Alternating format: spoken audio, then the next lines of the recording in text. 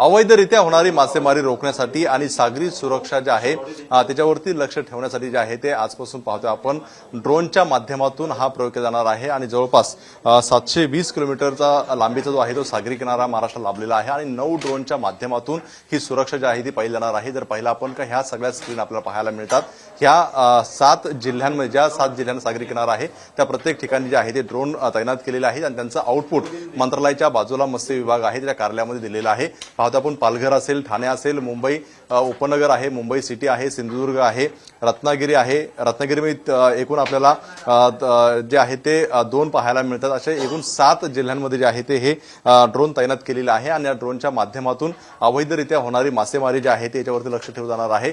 परराज्यातून येणारे जे काही मासेमार आहे ते अतिक्रमण करतात त्यांना रोखण्यासाठी असेल किंवा 26/11चा हल्ला झाल्यानंतरच आपण पाहतोय की सागरी किनारी सुरक्षा जी आहे ती सगळ्यात समोर आलेली होती आणि ते सगळं निरीक्षण करण्यासाठी जे आहे ते हे ड्रोन तैनात करण्यात आलेलं आहे। आजपासून 9 ड्रोन जे आहे ते तैनात केलेले आहे। मत्स्य विभाग असेल त्याचप्रमाणे सागरी पोलीस असतील यांच्या माध्यमातून ही कारवाई केली जाणार आहे। त्यामुळे भविष्यामध्ये आणखी ड्रोनची संख्या वाढून अधिकची जी आहे ती सागरी किनारा जी आहे ती सुरक्षा तैनात केल्याचं नितेश राणे यांनी सांगितलं पाहायला मिळतंय।